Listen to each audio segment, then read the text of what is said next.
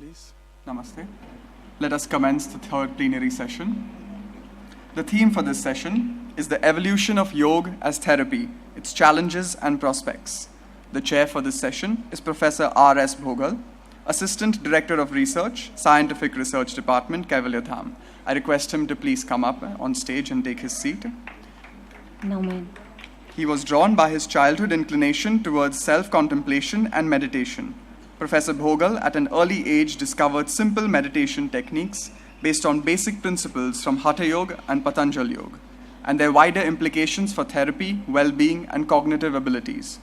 A graduate of psychology and an avid researcher for over 17 years, his research delves into the psychophysiological effects of yoga and meditation. Having formerly served as the managing editor and associate editor for KDHAM's scientific yoga journal, Yoga Mimamsa, for 17 years, he has been revered for his work on the psychophysiology of traditional yoga, as well as yoga and modern psychology. He has also published the book Yoga and Mental Health and Yoga, Psychology and Beyond, which explores the psychophysiological realm of yoga and mental health and is the first of its kind.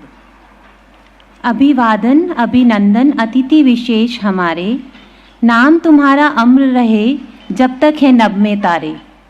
तृतीय परिपूर्ण सत्र का विषय है एक चिकित्सा के रूप में योग का विकास, चुनौतियां एवं संभावनाएं। इस सत्र के अध्यक्ष हैं हमारे अति प्रिय प्रोफेसर R.S. भोगल जी, कैवल्य धाम के वैज्ञानिक अनुसंधान विभाग के सहायक निदेशक। हम श्री R.S. भोगल जी का दिल की गहराइयों से अभिनंदन करते हैं। We welcome you sir. Our first speaker is Yogacharya Dr. Ananda Balayogi Bhavanani, who is the director of the Center for Yoga Therapy, Education and Research and professor of yoga therapy at Sri Balaji Vidyapeeth University in Pondicherry. I request him to please come up on stage. He is also the chairman of the International Center for Yoga Education and Research at Ananda Ashram, Pondicherry, and Yoganjali Natyalayam, the premier institute of yoga and Carnatic music and Bharatnatyam in Pondicherry. He is son and successor of the internationally acclaimed yoga team of Yoga Maharshi Dr. Swami Geetanand Giri Guru Maharaj and Yogacharya Kala Mamani Ammaji, Srimati Meenakshi Devi Bhavanani. He is also an honorary international advisor to IAYT, the Australian Association of Yoga Therapists, the World Yoga Foundation, and Geetanand Yoga Associations worldwide. He is currently member of numerous expert communities of the Ministry of Ayush. इस सत्र के पहले वक्ता हैं doctor आनंद Balayogi Bhavnani, CYTER के निदेशक एवं श्री बालाजी विद्यापीठ विश्वविद्यालय पौंडीचेरी में योग चिकित्सा के प्रोफेसर हैं। आपके बारे में बोलना मानो सूरज को दीपक दिखाने जैसा है। आपके वक्तव्य का विषय है योग एक चिकित्सा, पारंपरिक ज्ञान तथा आधुनिक विज्ञान का समन्वय।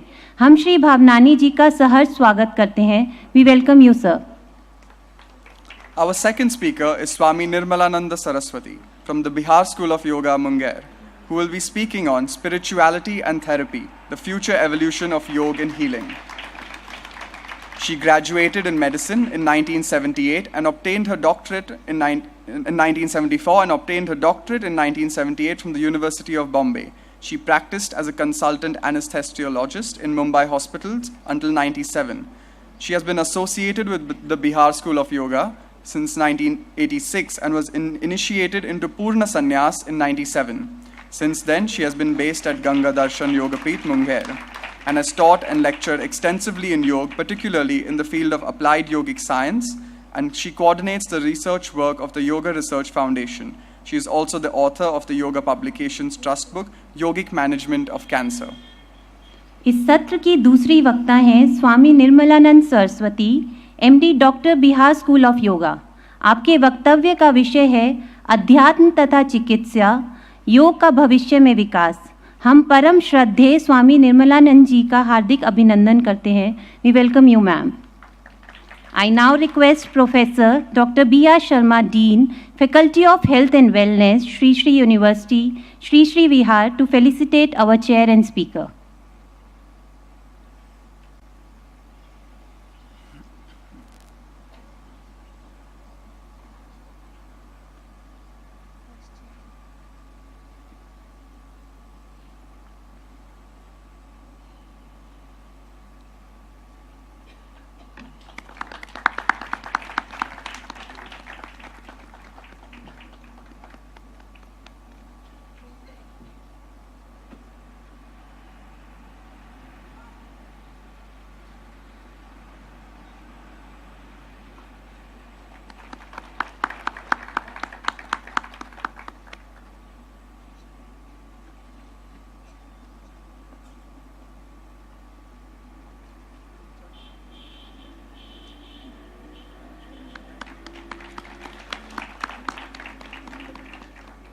Thank you, Shazan. Sorry. I now Thank you, hand over sir. the session to the chair. And if we have time, then we will take questions from the audience. Thank you. Thank you.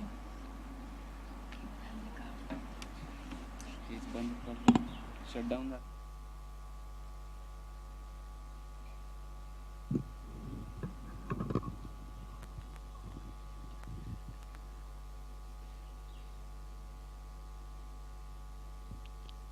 Revered, very highly illumined dignitaries of the dais, and my heart friend, let me put, and our idol of this era, Swami Nirmalananda Swamiji. This session is, in true sense, essence of the whole conference, I feel. Roots of spiritual healing can be traced even to Vedas, but particularly in Bhagavad Gita, prasade sarva dukkhanam anirasya upajayate. Prasanna chetusu ashubuddhi parivatishtate. Patanjali Yoga Sutra is full of all references. Tad japah tadartha bhavanam. Vitarka vadhane pratipaksha bhavanam. Bhavnata chitta prasadanam. Everywhere. It's really appropriate, timely that organizers have felt importance of this subject. Spirituality in relation with therapy. So I don't want to waste more time. And I would request my very enlightened friend, when I see him, I see not only him, but revered Swami Gitanandaji in him. Thank you, sir.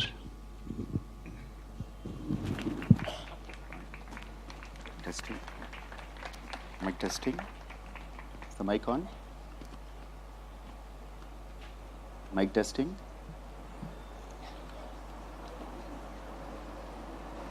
Is the mic on? Yeah, thank you.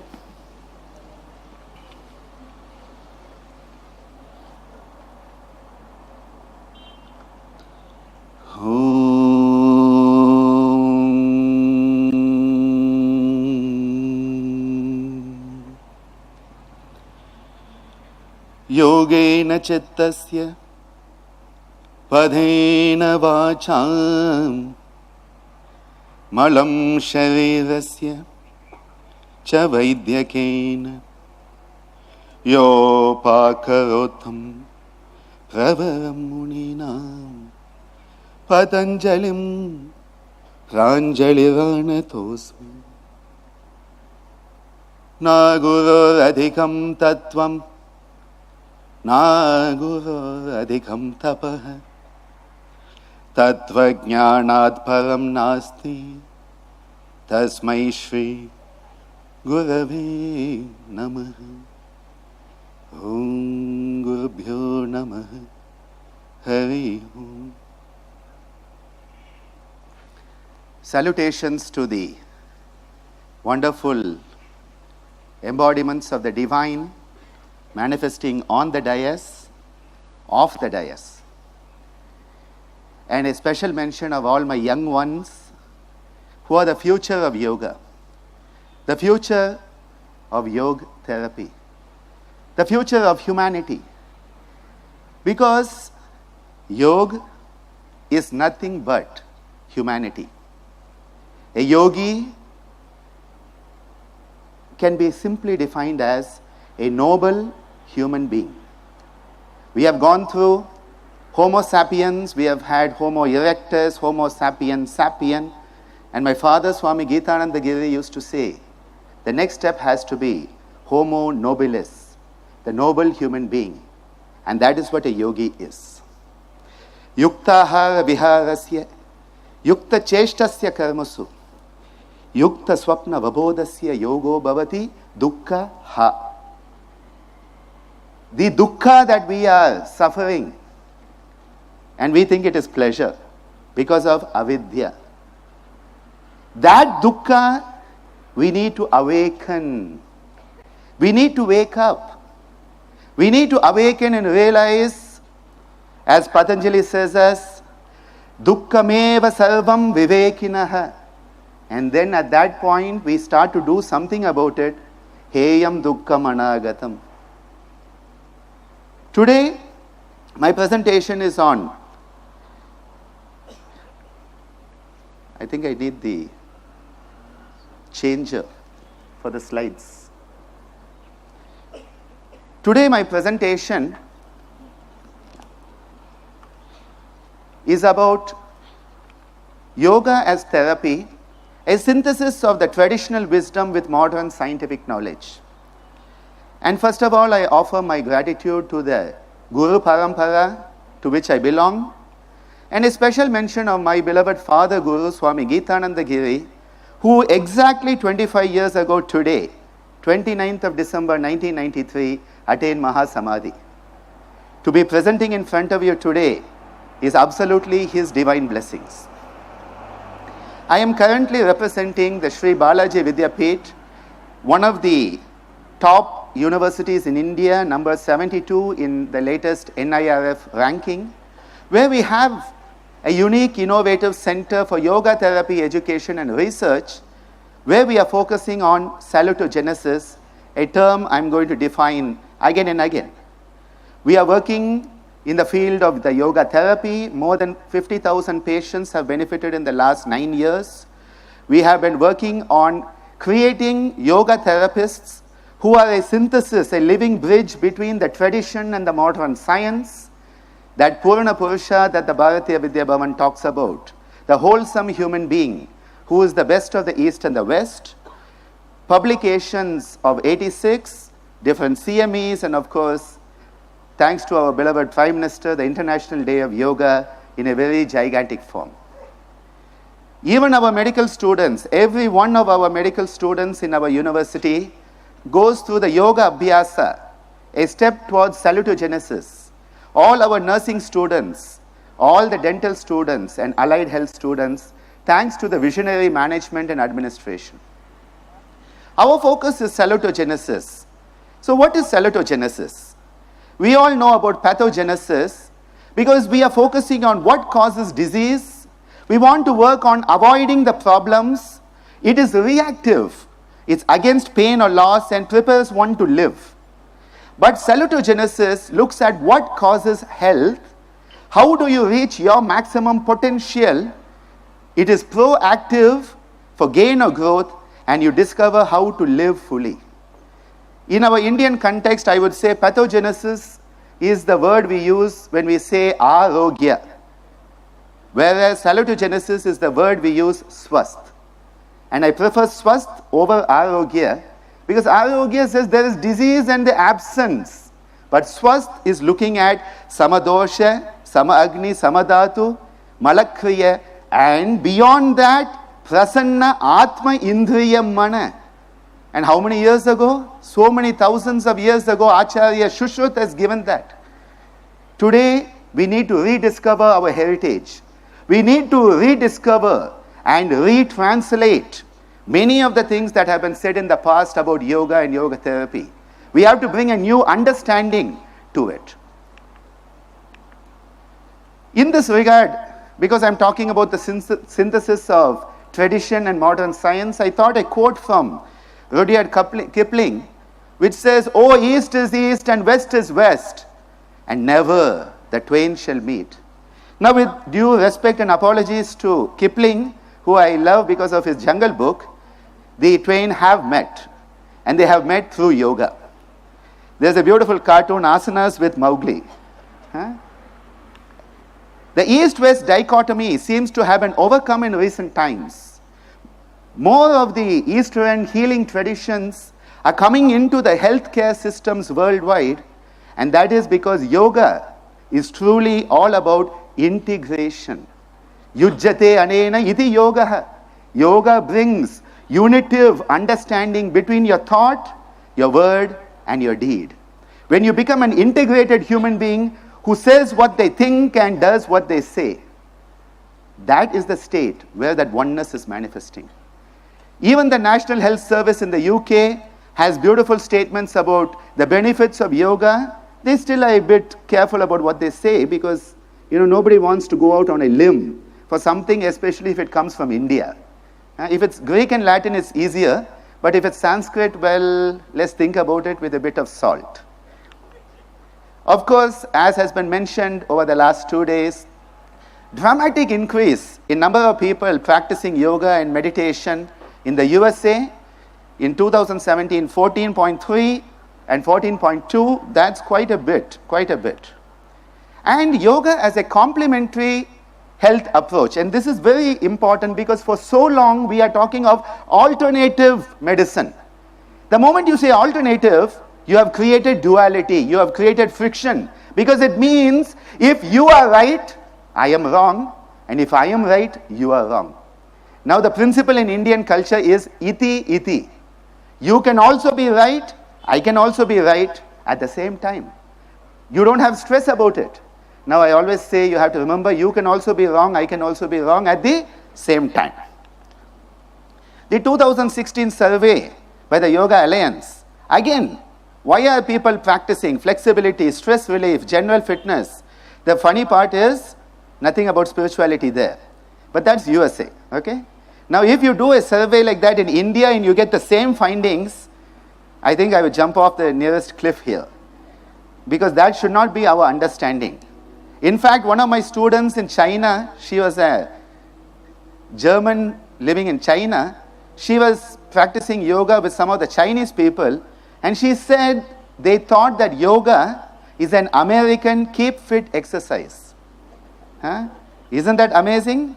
Patanjali has told us already avidya is the root cause. Tasya hetu avidya. Now, this integration that has happened is because of many people working, and I could just find a few photos to put here. So if your photo is not here, do not get mad at me. And the recent work we are doing through our university, bringing together different people, different organizations. You can see the Indian Yoga Association there, the IIYT, the LMU, you can see our Sri Balaji Vidyapeeth. And again, you see that beautiful photo taken at Sitar with all those medical doctors who are bringing yoga therapy and medicine together. And those beautiful photos of Madan Mohanji, Bijlani sir, my dear Sadbir, Dr. Shirley Tellis, Larry Payne, and of course, the most important one, Dean Ornish, who really gave us so much of respect in the West. Many books, and these are slides that Dr. Dilip, my Dada Dilip, without my knowing it and without him knowing it, stole from me the other day. Because he presented the same slides, if you think of it, the same books, but you will notice he left out my book, but I keep his book.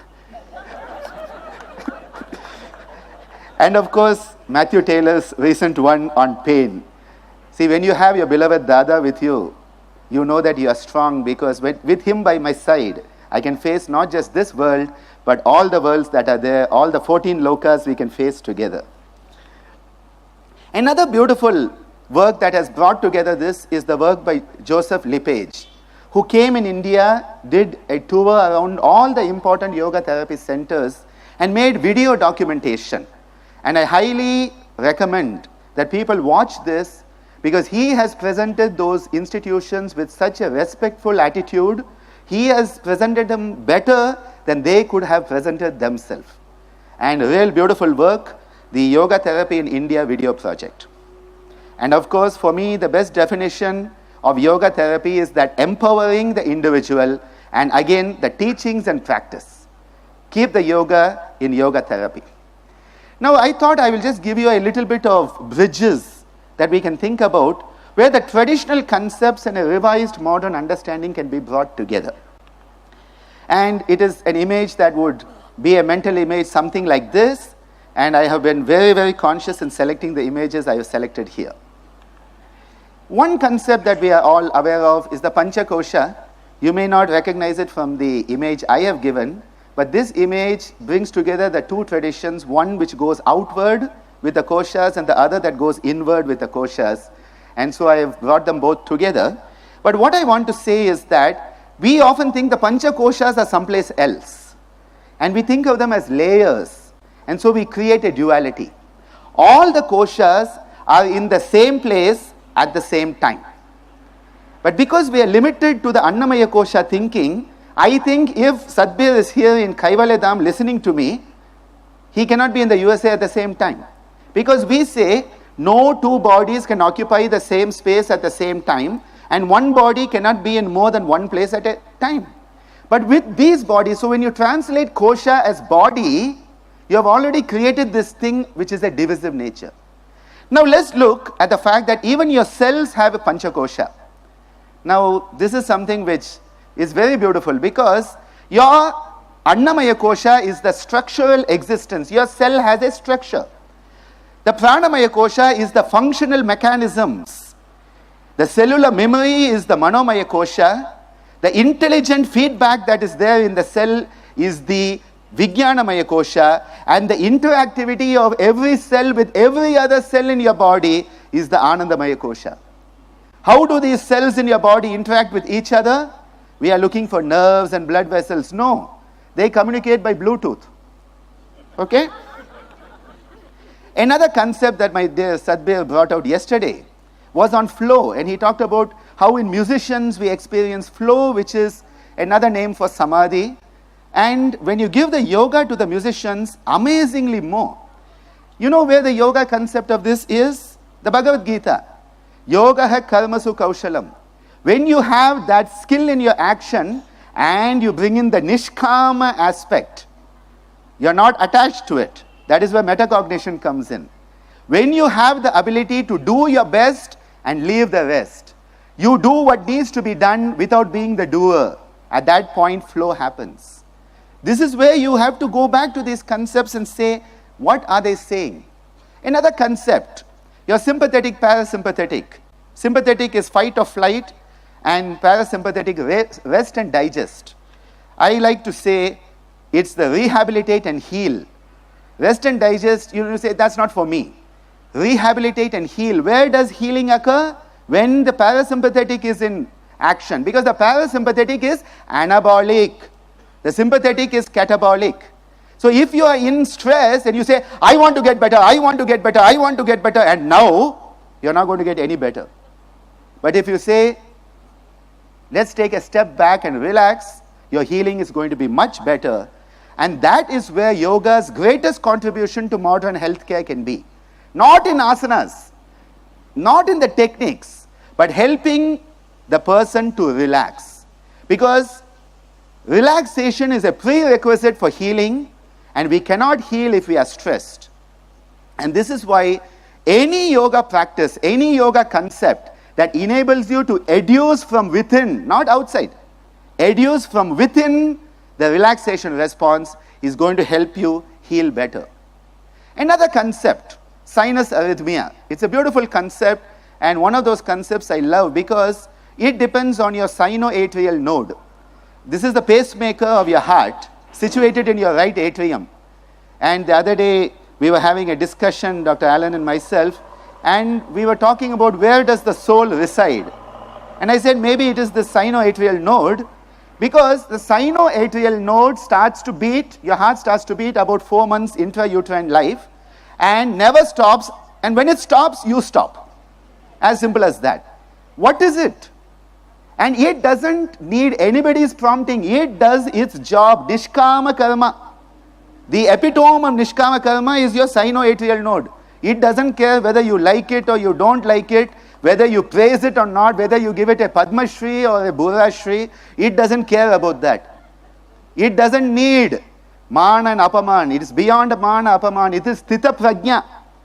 That is what your sinoatrial node is.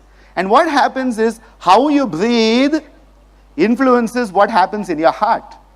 And that is what Dr. Bernardi was so beautifully telling us, that you slow down your breath, but not just slow it down, make it deep. Slow, deep breathing is the key. And he has given another formula, the number 6 formula. Breathe at the rate of 6 per minute, and immediately you are creating samatvam yoga uchyate, harmonious balance within you, equilibrium, psychological and physiological equilibrium coming in, so that you can be more fit to face the stress, the ubiquitous stress that is there every place. Now, how can you affect this? All the pranayama ratios that have longer exhalation, as my Dilip Dada was saying. The moment you exhale longer than you inhale, you are bringing that horse under control. The horse that is running, you are saying, come back under control. Who brings it under control? Your locus coeruleus and your prefrontal cortex. Prefrontal cortex is where you truly become human being. Up to that, you are not really human. This is the part that gives you the power of choice. As Viktor Frankl so beautifully said, the last and final freedom that we as a human being have is the choice of attitude towards what happens to us. That is the bhavana that Patanjali talks about. Choosing the bhavana, maitri karuna mudito upekshanam sukha dukkha punya apunya vishayanam bhavanatah chitta prasadanam. That is the bhavana. Where does that bhavana come? Your prefrontal cortex. So the moment you start to breathe longer, exhale longer, that starts to happen. Now you go and tell someone, a common person, you are all in yoga, so it's a different story. But you tell a common person, breathe in for 4 counts and breathe out for 8. And they go, I cannot do it, sir. Very difficult. You say, breathe in, 2, 3, 4. Breathe out, 2, 3, 4, 5, 6, 7, 8. By the time you come to 3 or 4, you have lost them. What do? You add sound to it. Because the moment you add sound to it, you can breathe out longer without having to think about it and make the effort. The same person who said it's impossible, you say, let's add the akara nada, the sound of a. So you say, breathe in, and now breathe out.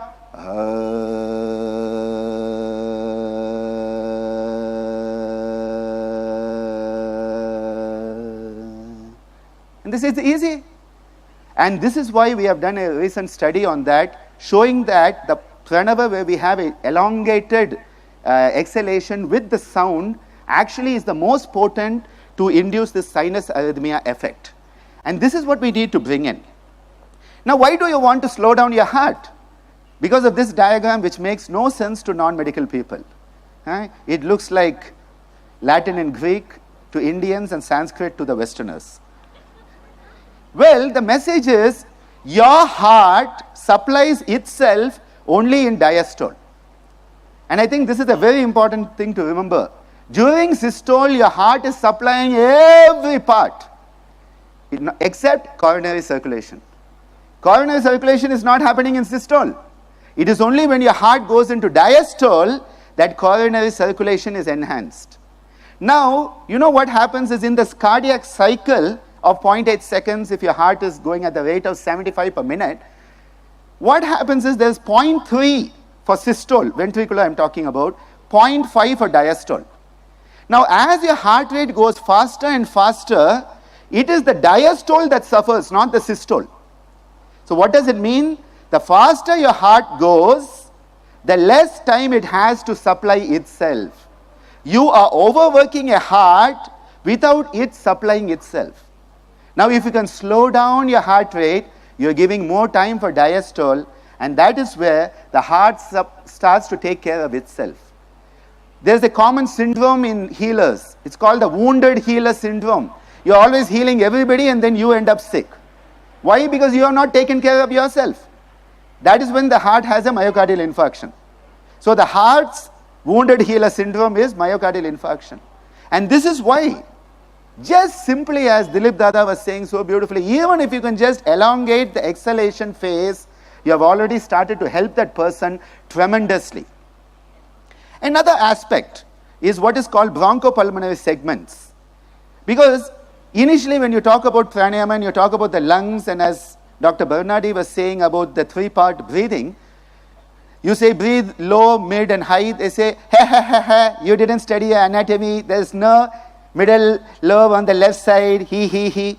And you're like, that's because you don't know the bigger story. And there is something called the lingular lobe that is physiologically equivalent to your left middle lobe. There are physical and physiological functional areas that are the same. Now what you are doing is, you are consciously trying to work on bronchopulmonary segments that are not just the bhaga, vibhaga. And this is why my father used to say the vibhaga is the ABC of pranayama. learning to utilize each and every part of your lung to its fullest capacity. Because if you don't do that, you are just doing a finger nose exercise. Most people think they are doing pranayama, they are not breathing. So if you are not breathing and you are doing this, nothing is happening, okay? The first thing is you should be breathing. So you have to teach people. Most of the people don't know that they have an area of the lung in the back. I have been in yoga training centers where I have people put their hand on the back of the other person and they see the movement that happens when you consciously focus there. And they say, oh my God, I've never realized I can breathe into the back of the lungs. Your lungs are not just pasted on the front of the body. It's like people think the chakras are pasted on the front of the body. They are not. They are not. Lungs are not pasted on the front of the body. They are three-dimensional. Front, side, back, up, down, so many dimensions. You have to breathe into all of that. Another concept is of the pranavayus. And immediately people are like, oh, I remember someone, I said we should teach the modern doctors about this. They said, no, they don't need to know it. I'm like, they need to know this. Because what is this? Prana, apana, udana, samana, vyana. These are not just hypothetical yogic concepts that we don't know about. Anything that enables you to breathe properly is the prana. Right down to the cellular respiration. Not just the lungs. Cellular respiration is also prana. Anything that enables you to communicate, it may be verbal, non-verbal, again, that is the udana. Anything that enables circulation throughout your body, that is the vyana. Anything that helps you digest and assimilate, not just physical, mental digestion, emotional digestion, intellectual digestion, that is your samana. And all the excretion, not just what goes out of your bowel and bladder, everything that you excrete. People forget how much you excrete through the lungs, how much you excrete through sweat. All of that is the apana. When you start to understand it, you can start to create a yogic diagnosis of that patient rather than rely on somebody else's medical diagnosis. Don't treat diabetes, cancer, asthma.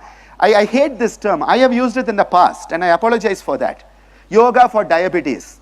It sounds like you do yoga, you get diabetes. Yoga for cancer. You do yoga, you get cancer. I say managing cancer through yoga. I have also done that mistake. But we all grow older and hopefully wiser, if not tireder. You know, it is very important that we understand it is the managing of cancer through yoga. And that is why my book is not stress management. It is a yogic approach to stress. You don't run away from stress. You approach stress in a positive manner where eustress occurs and distress goes down. So these are concepts we need to work on. And the most important one that every yoga teacher, every yoga therapist must know is psychoneuroimmunology. Because this is the key. Your nervous system, your endocrine system, your immune system, and how they react and interact with one another. It is an amazing phenomenon. And stress has negative effects in it. And you put yoga in, yoga has exactly the opposite effect of stress. Everything that stress does, yoga does the opposite in this psychoneuroimmunology. And that word psycho doesn't mean psycho in the sense of mental case. What it means is your thoughts and emotions that then affect your limbic system, as Sadhbir was telling us yesterday. How you think, how you emote affects your nervous system, affects your endocrine system, affects your immune system. And that is why the yogis have talked about the chakra concept. And in the chakras, the sahasrara, which in modern terms we equate with the pineal gland, it's like saying, you know, Sadhbir is just his little finger. I'm picking on you a lot today, I hope you don't mind. Now imagine Subodhji has invited Sadhbir, please come to this conference, or Dr. Bernardi, please come to this conference, or John Kepner, and you just send your little finger. Do you think we'll be happy to just have your little finger on stage giving us a talk? We want the whole you. So when you say Sahasrara is pineal gland, it is like saying you are your little finger. Your little finger is part of you, but you are not only your little finger. One of my professors used to say, all enzymes are proteins, but all proteins are not enzymes. We need to understand that because we have got stuck. People come to me. They say, I have had my thyroid removed. Do I still have a Vishuddha chakra? I am absolutely, your Vishuddhi hasn't been removed. Your Vishuddhi is there. The physical correlate of it has been removed. The Binami has been removed. Okay, thanks to Modi ji, the Binami is being removed. That is, your thyroid is removed, but the Vishuddhi is still there. We need to re-understand it, and that is where Einstein comes in. E is equal to mc square. What is energy? Energy is prana. And what is that prana? It is speeded up matter. And that is why it's not mind or matter, it is mind and matter. It is energy and the relationship. Your chakras are pure energy. When you can slow them down, you have the endocrine glands, you have the nerve plexi. But that's not where they are. That's in the Annamaya Kosha. The purest form of the chakra is in the Anandamaya Kosha. Do you want that little finger or do you want the full person? Can I ask you? Do you want the little finger? Do you want the whole person? I'm not getting an answer. Do you want the whole person? A little more? Yes. Then why do we limit ourselves to this reductionist aspect? Use it to help you understand. But do not limit yourself to saying, oh, Mooladhara is just your gonads. And so if Mooladhara is working, you have good sex. No. It's not about that, okay? It's much more than that. Where are you rooted? Where is your support system? Physical, emotional, social. That is what the Mooladhara is all about. Now, yoga as a therapy, where does it come in? Yoga wants to help us regain psychophysiological balance by removing the root cause of the disharmony, not symptomatic management. And that is why Lord Krishna tells us, Dukkha Samyoga Viyogam Yoga Sangitam. The one place where yoga is defined as disassociation, disentangling. And I tell, in modern times, this is brought out by people identifying with the disease. He says, Dukkha Samyoga, that is identifying with your disease. People come into my clinic, and you know what? I say, good morning, who are you? And they say, I am diabetic. I am a cancer patient. I'm like, at least tell me your name, okay? Even that is avidya, but this is worse than that.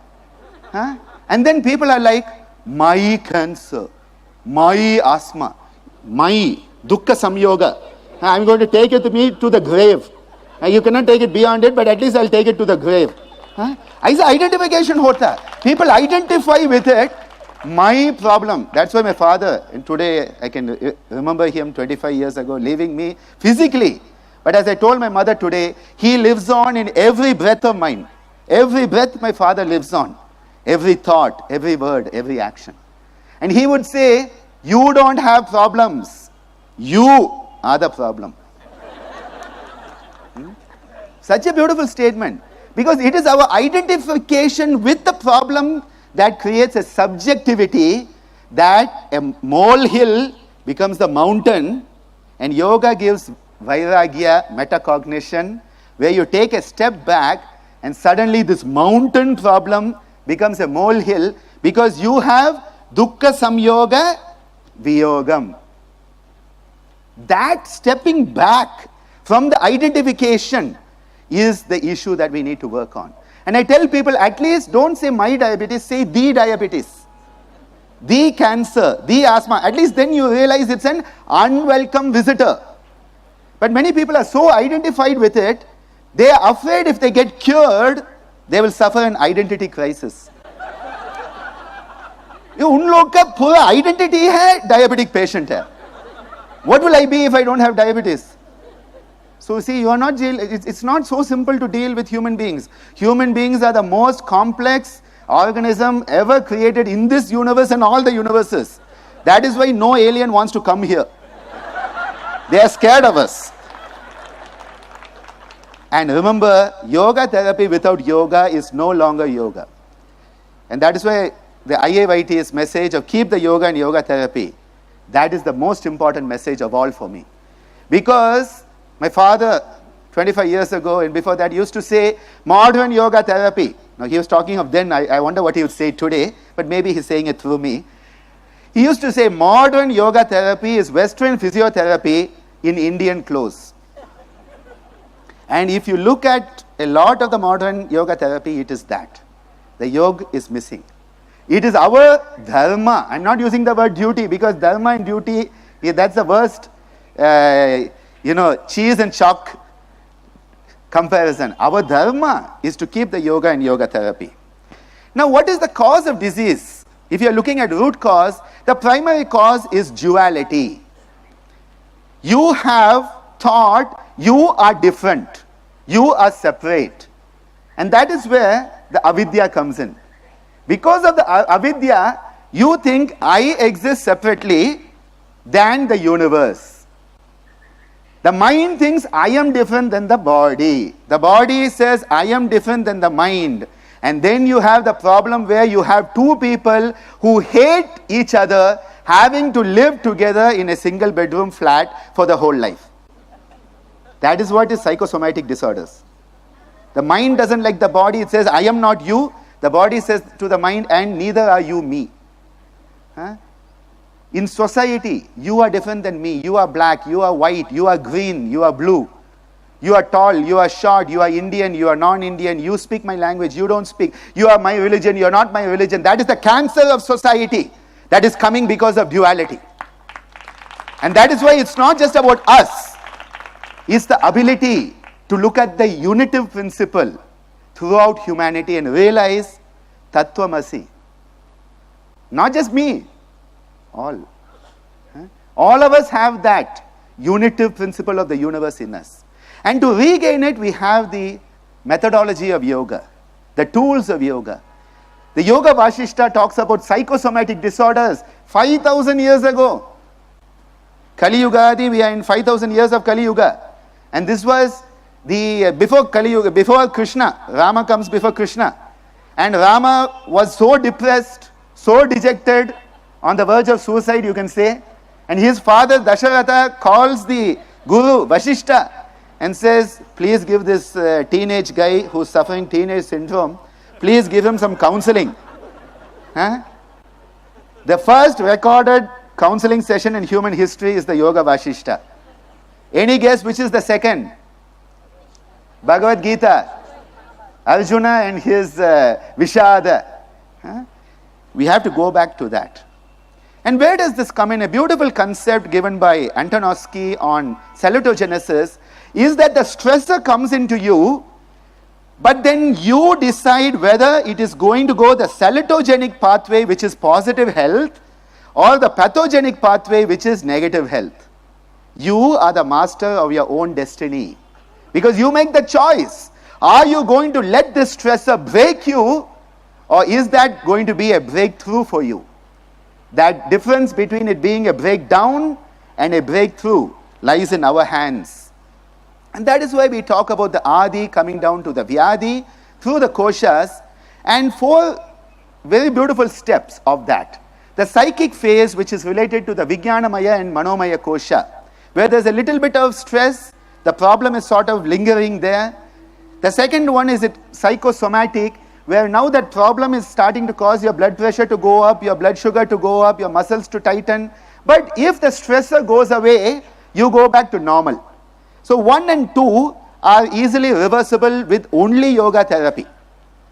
But the moment you come into the somatic phase, now it is into the pranamaya and annamaya, it starts to take on permanent residence in you, and you permanently have diabetes or hypertension or cancer or whatever. And then yoga becomes adjunct therapy.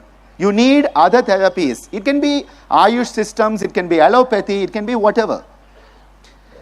Then the final one is organic phase. This in medical terminology you can understand as target organ damage. You have the diabetes or the hypertension so long, you have gone into nephropathy, retinopathy and all of those pathies that happen. And except Ganapati, as Kaustubh would tell me. You don't get Ganapati through that. Ganapati is a different pathway. Another model that Patanjali gives us is the Pancha Klesha model. And this is the beautiful statue of Patanjali in our Italian ashram, and me hugging my dear friend. For me, Patanjali is my dearest friend. He is a time traveler from the future. He is not from the past. And that is why Patanjali's teachings are as relevant, if not more relevant today than they ever were. And again, coming all the way down from avidya, And the worst part is this desire to survive, which I'm going to talk about later, the abhinivesha, that I have to survive at any cost. And that is why if we do not treat that dvaitam, that disassociation between the psyche and the soma, and don't correct the avidya, we are not practicing yoga chikitsa. You may be thinking you are doing it, but you are not doing it. And that is why, along with Ganapati and all, you have Yogopati. And Yogopati is basically managing and suppressing the symptoms with yoga techniques without trying to correct the underlying cause. Symptomatic management is Yogopati. It is beneficial, but don't think you are doing yoga chikitsa. Yoga chikitsa has to look at the root, correct the root. In our Tamil scripture, the Thirukural, it says, Noi nadi, noi mudal nadi, adu tanikkum vai nadi vaipa cheyal. Look for the disease, look for the root cause, find the root cause, apply the remedy. Heya hetu hana upaya. Patanjali says the same thing. And that we have to do, if not, it's Yogopati. Yoga chikitsa, yoga as a therapy is based on salutogenesis, whereas Yogopati is based on pathogenesis. And my father had given a 12-point system of diagnosis and health evaluation. The 3 gunas, the 3 dosha, the 3 vasana, prana, abhyasa, jiva karma, chetana, vacha, ahara, viparita buddhi, jiva vrittis and sankalpa as being an important way for us to have a yogic diagnosis that then you treat yogically, helping the medical diagnosis to be managed. Don't treat the medical diagnosis. Treat your yogic diagnosis. Which pranavayu needs to be worked on? What type of abhyasa does the person need? What type of guna is there and what type of reconditioning is there? What samskara is there that needs samskara reconditioning? As we were talking yesterday, the modern concept of neuroplasticity is nothing but sanskar reconditioning. Reconditioning your sanskar is what neuroplasticity is all about. And this leap from a pathogenic orientation to salutogenic is what we need to do. Don't just fix parts of the system. Develop the health asset. That is the key message.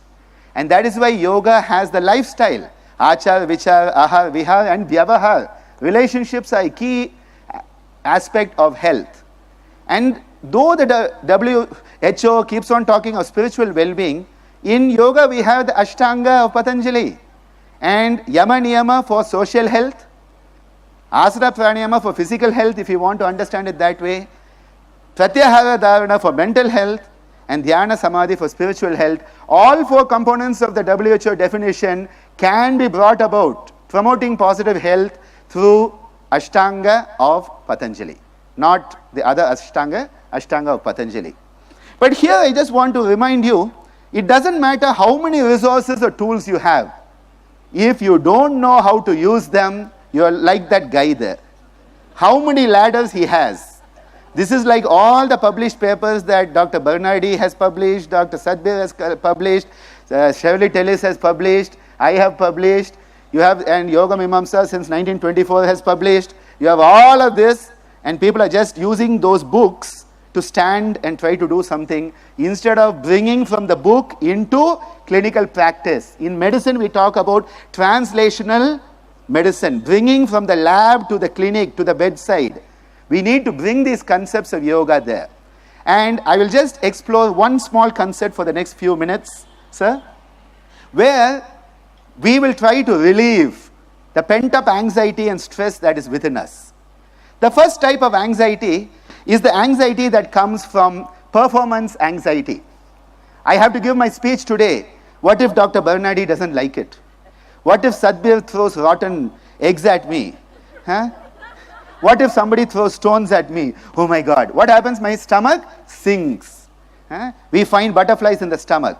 So if you want to deal with performance anxiety and stress, the sound for that is ha, ha, ha, ha, ha. Okay, the sound ha is a solar sound, the sun, as in hatha, not hatha, hatha yoga. Down here, ha. The second anxiety is relationship. It's at the heart center. Oh my God, will they like me or not? Will they love me or not? If I give a red rose and propose, will she accept or not? You know, all this type of stuff that goes on, that is here. That is why the emotionality comes in Indian movies. It is at some emotional thing that suddenly the father of the hero or heroine goes, you know, that moment? Yeah. Because it is relationship anxiety. And this is because we are holding things tight. We are trying to get and not give. A good human being, a noble human being is a giver, not a getter. And my father said, the more you give, the more comes back.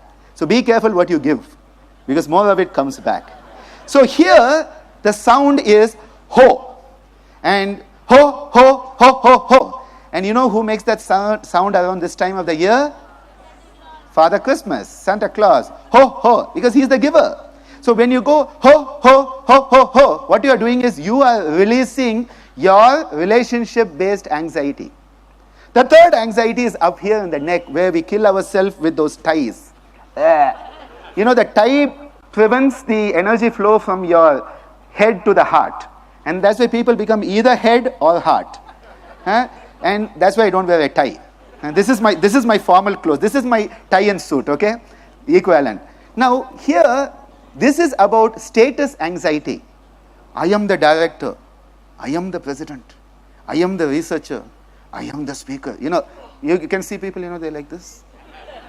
You know that it's up here. They're sort of like that. How do you get? You let go by he. So you have ha, ha, ha, ha, ha, ho, ho, ho, ho, ho, he. And you're letting it out. Sound is the best way to let out stuff. Repressed, regressed, emotion, suppressed. To let it out is best is sound. I work a lot with kids and I use this a lot. Next one is back here. This is your thickest part of your skull because it protects the brain stem, which is only worried about staying alive. Because the brain stem can keep your breathing going, can keep your heart going and help you digest food. And that's all it cares about. It doesn't care whether you have relationships, whether you're enjoying life or not, you are staying alive. This is the seat of Abhinivesha. Desire to survive, very strong. So this is very much about me. I have to survive, my ideas have to survive. So this we'll tap and we go, me. Okay, me, as in me, yeah. And you should be very mean when you do this. Me, okay? And then you shift to the prefrontal cortex, which is where the di is. Di is the intellect, the buddhi. And diyo yona prachodayat, as our Gayatri mantra tells us. And in Old English, di was the other person. So here you are stuck with only me. Here you are shifting from only me to us, from I to we. And this is the sound of di. So you have 5 sounds. Ha, ha, ha, ha, ha. Ho, ho, ho, ho, ho. He. Me. Di. And then you realize all of this is Brahmamayam, Sarvam Brahmamayam. So you throw it out by going, go. And you throw it all out. You say, I don't want to hold on to it. Do you want to join me in this? Yes. Can we all stand up? Yes. You have been sitting a long time. Sitting is the new smoking, okay? So I get you. I have just prevented you from losing 1 month in your life, okay? Let's start now. Ha, ha, ha, ha, ha. Ho, ho, ho, ho, ho. He. Me. Di. Go. Ha. Ho. He. Me. Di. Go. Ha. Ho. He. Me. Di. Go. And now you can sit down. 1 more minute. 1 minute, I'll wind up. Okay. Thank you. You see, my message got across to my chairperson that you should give. So I said, can I have a minute? He said, you can have 2. The more you give, the more you get. So some final words here. Where am I? Yeah. Yogapati is more about doing than being. And the key word I would like you to take home is do less and let more manifest. We want to do more. You know, when a patient comes to you, don't think you have to give them all the yoga techniques you have learned in all your training. People do that. You may need only one technique. You may need only one concept. And that is why Patanjali is very clear. Eka tattva abhyasaha, he says. You may need only one. He didn't say aneka tattva abhyasaha. He said eka tattva, not aneka. You need one. You need to simplify it. And by doing more, that relaxation response can come. And this is where you have to be. Yoga is all about being a good human being. We have stopped being a human being and we are becoming a human doing. Always. When we meet somebody, what do we say? How do you do? We don't say, how do you be? The next question, what do you do? What do you be? We don't say. Very big issue. We need to recorrect these patterns because we are focusing on what do you do because we think what you do is what you are. What you do is not what you are. What you are is what you are. And that is what we want to bring out through the yoga. That sukhasthanam, where you are at ease with yourself. When you lose that state of ease, you go into disease. And this is why the need of the hour is a symbiotic relationship between yoga and modern science. Iti, modern science also, yoga also. We have to find that commonalities. And for that we need human bridges who combine the best of both. More young people in yoga must approach science. More young people in science must approach yoga. Because it is only when you have both. See, if I have only one eye, I have a single dimensional view. When I have this, I have another dimension. It's only when I use both eyes, I create the three-dimensional perspective that I get, even from my eyes. Now, if I'm only saying, I'm only going to look at it this way, this way, this way, I'm missing the bigger picture. If I say only this, this, this, so it's neither right or left, okay, politically also and socially also. It's not right or left. It's about finding that midpoint. Mitahara is the path, not the other. And this is why we need to focus on wholesomeness and salutogenesis. Moving consciously by choice from dukkham to sukham, from dis-ease to ease. This is our dharma. And I translate dharma as responsibility as a yoga therapist. This is the key aspect of a yoga chikitsak. And only when we live our dharma do we truly become a human being. Krishna tells us, live your dharma. Don't worry how great or less it is. Your dharma is for you. And when you live your dharma, you become truly human. And my prayer, may we all be blessed to do so. Ending here with Hari Om Tat Sat. Dhanyavad.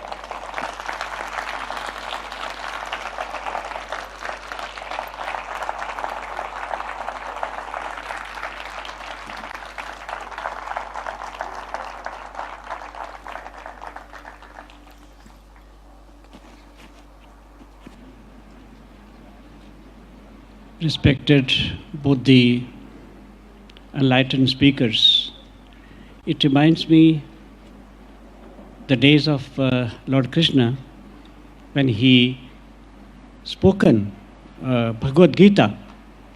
Many people complained. Your Bhagavad Gita is for very intellectual kind of exercise and it is at best for adept sadhakas. What about many sadhakas? You have not done anything for them. And Lord Krishna was true teacher too. Unlike we teacher, we get attacked, we get offended, but he did not. And then he created another treatise, Srimad Bhagavat. Srimad Bhagavat is practical aspect of Bhagavad Gita.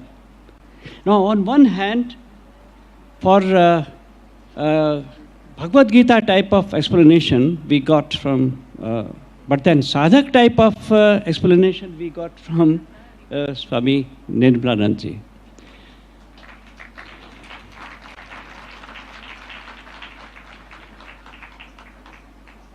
so well Anand Ji Bhavanani has explained, Dr. Anand, that I was thinking about that there is a need for research into the concept of Ananda. Because that is the very key to all feelings, all kinds of therapies. That is the very need. As Bhagavad Gita says, how you can have prasad, the transcendental joy, how you can have. Now the answer has been given by Swami Nirmalanandaji. You have to have purification first time. And then slowly you prepare yourself for transcendence. That is yoga. Yoga is transcendence, yoga is samadhi. Now, such a wonderful way Anandji has spoken about that everything, scientific as well as Shastriya or scriptural base, combining very well. He has spoken about, it reflects that you have to go beyond relaxation response. Relaxation is there, but there is another book also by Benson, Beyond Relaxation. But now here, beyond relaxation response. Because that is truly the essence of yoga, and there lies spirituality. Long back in Ishavasya Upanishad we have avidya mrityum tirtva, vidya mritam ashrute. Now what modern sciences are giving with all that has been given by Dr. Balayogi ji, it needs to be complemented with the avidya mrityum tirtva. We have to have modern science, and through that, by conquering this mortal world, and for that, for conquering mortal world, we need modern sciences. There is no denying fact about this. Unless we do that, we cannot have even glimpses of vidya mritam ashrute. We cannot have even glimpses of the spirituality. So these are all complementary. There are so many things I have written here, and we are all so enlightened. And Swamini Nirmalanandaji has given such a wonderful explanation that Atma Parikshan, not a joke. You are at each and every moment just inquiring your own self. Divas Ratra se amma yuddhasa prasanga. That is Swami Tukaram Maharaj of Maharashtra says. It is not a joke.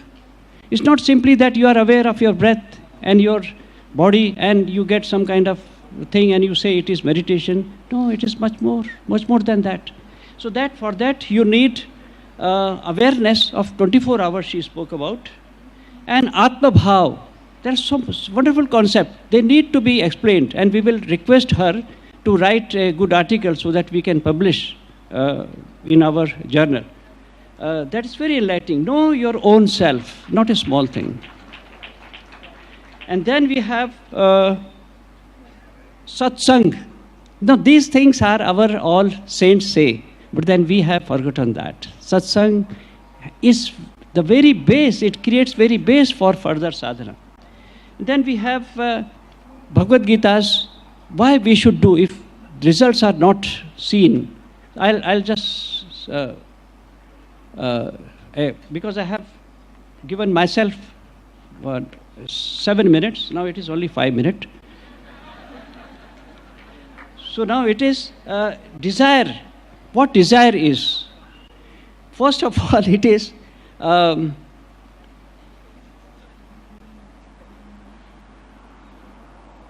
desire.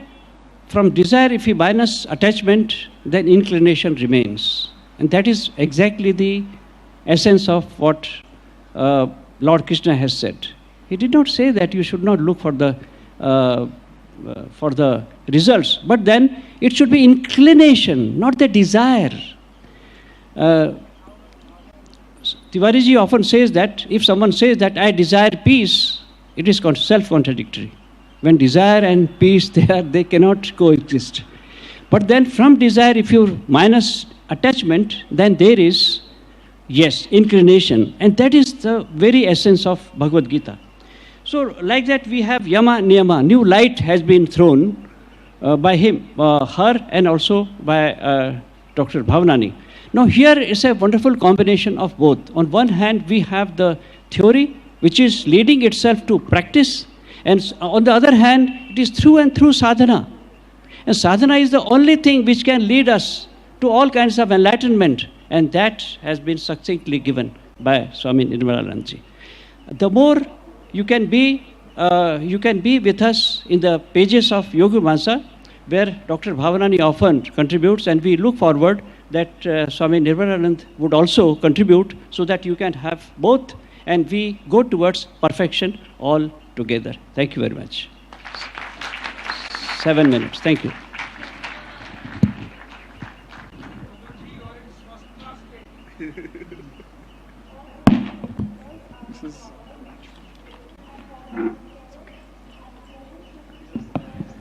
Thank you to the chair and to both the speakers for their presentation. The Indian Yoga Association would like to take this opportunity to felicitate Dr. Ananda Balayogi Bhavanani, who is the Director, Standing Publicity, Publication and PR Committee, with the Life Membership Certificate. I request Professor R.S. Bhogal to do the honors.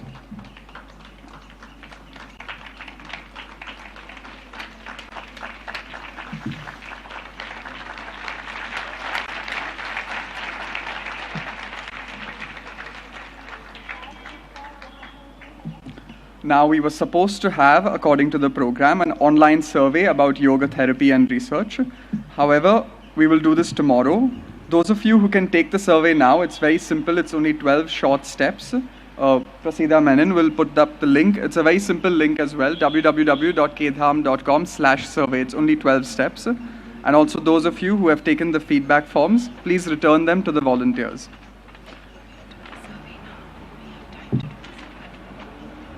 Yeah, we do. If you can just fire up your smartphone, www.kdham.com/survey. We can take the